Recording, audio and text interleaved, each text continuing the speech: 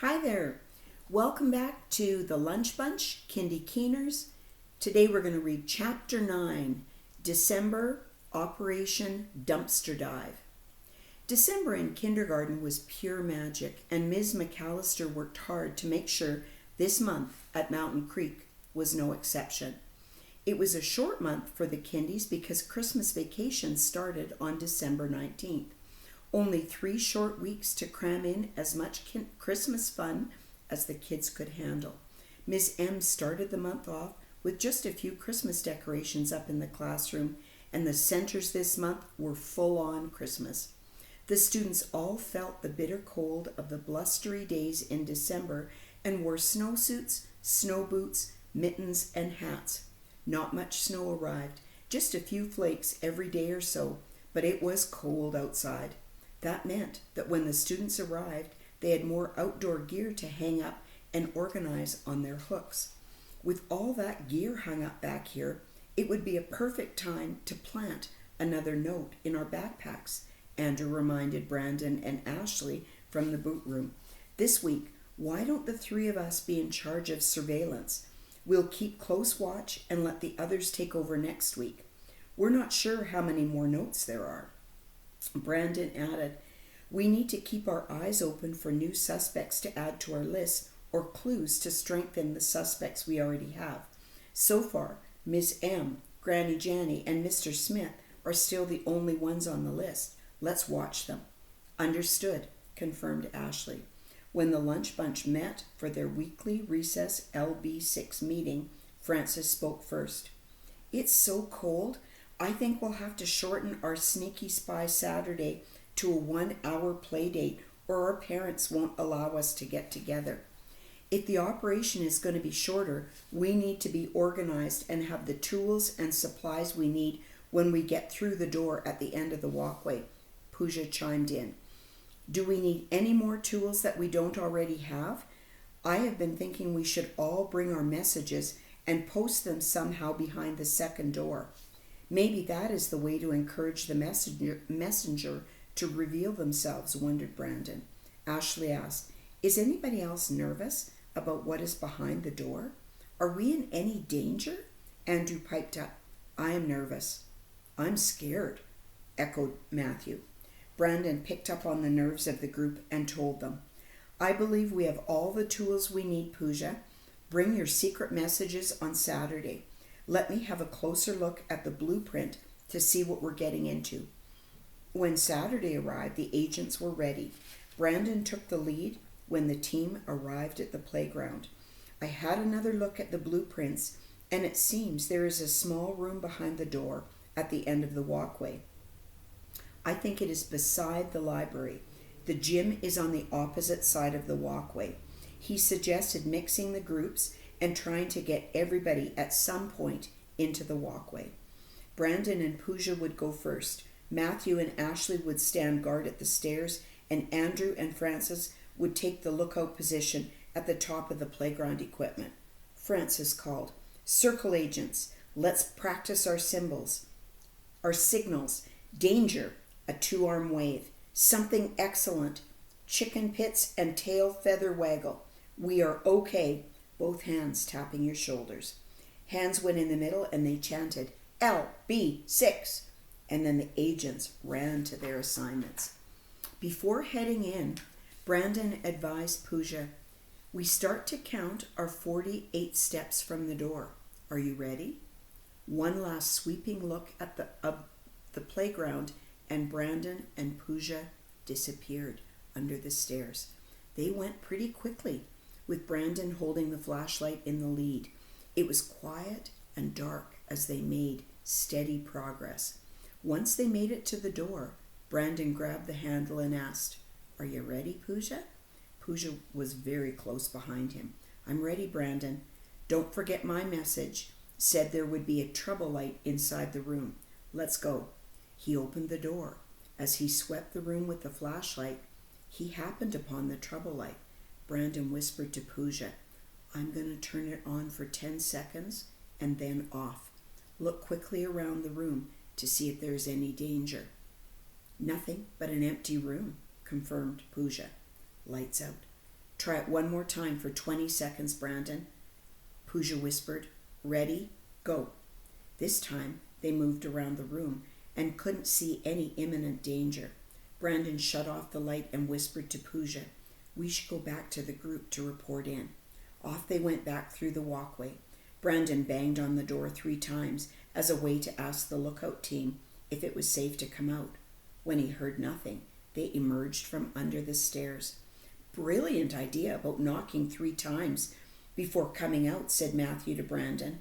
They raced to the playground equipment and sat in a circle on the ground. What was behind the second door? Andrew asked Pooja. The mystery notes were correct. There was a trouble light in the room.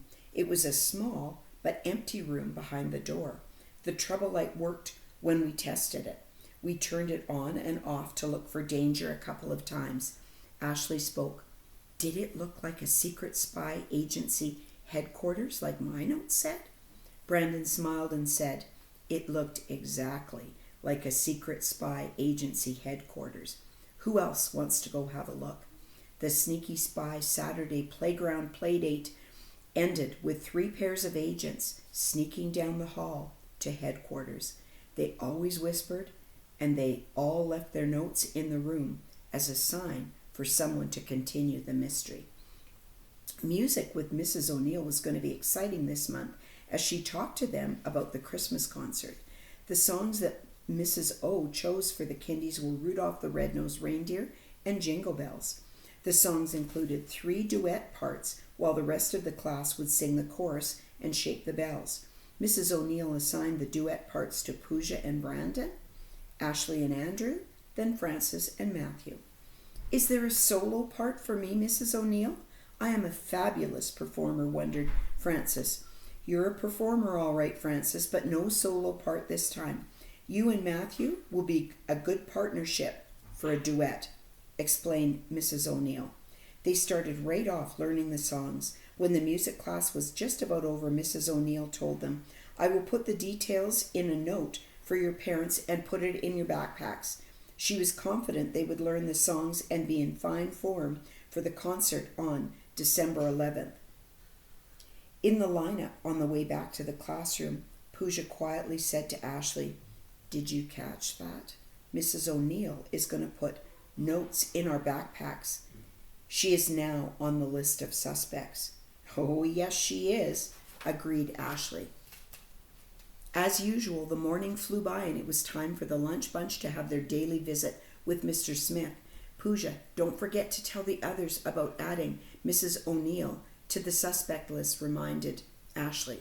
When the Kindies were eating their meals, Ashley dug around in her backpack and pulled out a big, thick book and introduced it to Pooja, Francis, Matthew, and Ashley as the best book they would ever see. It was called a catalog. And this was the annual Sears Wish Book. My mom let me bring our wish book to show you. The kids all gathered around as she explained how it worked. You pick out what you want, and your parents phone Sears and order stuff. When it comes in, Sears calls your house, and we go downtown to the Sears store and pick up the order. The catalog came out in September, and the pages in the back of the book were dog-eared and rumpled. The front of the book started with presents for parents and adult clothes, and then the glorious bit began near the back of the book when the toy section started. You could go through the catalog every day and find something different that you could ask Santa for.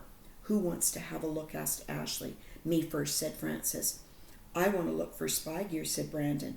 LB6 might need something whizzy. I want to look too, said Pooja. When each of the lunch bunch wanted a turn, Ashley told them, let's go by our spy numbers and everybody will get a chance. Francis, 001, you go first. Good plan, Ashley. I'm good at going first, squealed Francis. The new children to Mountain Creek were very keen to go home and asked their parents to swing by Sears to pick up their own catalog. Sometime in between lunch and the end of the day, the final secret spy mystery note was delivered to Andrew's backpack. When he was getting ready for home, he noticed the note sitting on top of his backpack. On Thursday after school, look by the dumpster for furniture.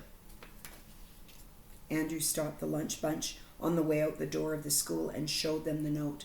This Thursday, Andrew? That doesn't give us much time to plan, worried Ashley.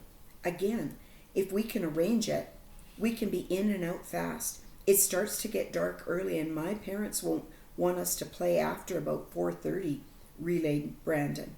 Ask tonight agents. It seems the best chance to find furniture for headquarters is Thursday, urged Francis. On Thursday, when the school kids left the playground and made their way home, the lunch bunch gathered at the playground equipment. The plan was for 2 pair of agents to be on lookout duty, while a couple of agents would go look by the dumpster to see what furniture the note was talking about. By this time, the entire crew had been inside the headquarters and were aware of the size of the room. Ashley and Andrew were chosen to go over and have a look at the cast-offs. With all the agents in place, the team put their plan into action. Francis and Pooja were the lookout team at the playground equipment. Matthew and Brandon stood watch at the stairs and were ready to help get the furniture into the walkway if need be. Andrew and Ashley wandered over to the dumpster and found a pile of throwaways that the note referred to. This was their only chance to furnish the room before the cast-offs were taken to the town dump. They decided not to be choosy and take what they could get. The first prize from the garbage heap was a set of 6 stools. Hey, Ashley said, I remember seeing these stools in the music room. We sat on them to play instruments. Mrs. O'Neill has snazzy new chairs to replace these. They'll work, and there are 6 of them, 1 for each of us. Let's get them around the school to the walkway, suggested Andrew. The only other valuable cast-off was a cork bulletin board. We need a board to pin our notes to, too. Do you think it will work, Andrew? Wondered Ashley. Yeah, we can try it, but we better hurry. We don't have a lot of time, said Andrew. The bulletin board could easily be taken down the narrow walkway, as well as the stools. The rest of the furniture was bulky. Quietly, Ashley and Andrew carried the stools, one at a time, over to the tarmac. As they brought them over, they set them beside the stairs. By the time they came back with the next set, Matthew and Brandon had the first 2 inside the door. The furniture operation was moving quickly. Even the bulletin board fit diagonally through the small door. Matthew, Brandon, Andrew, and Ashley ran to the playground equipment to talk to Francis and Pooja. They had a few minutes before they were being picked up by their parents. The next stage of the plan would require 4 team members to move the stools down the walkway and put them in headquarters. Francis asked the group, "Do we have enough time to get the stools moved?" "We all were in the walkway, and I'm pretty sure we can make the trips to HQ quickly," replied Matthew. Brandon, Matthew, Francis, and Pooja decided they would do the moving. Andrew and Ashley would stay by the stairs and be the lookout. They had to hurry. They scurried and focused and had the stools and bulletin board behind the second door before parents came to pick up. In fact, the team had enough time to gather at the playground to congratulate themselves. "Well done, agents," praised Francis. When parents arrived to pick up their children, they were unaware of the covert operation that had just taken place.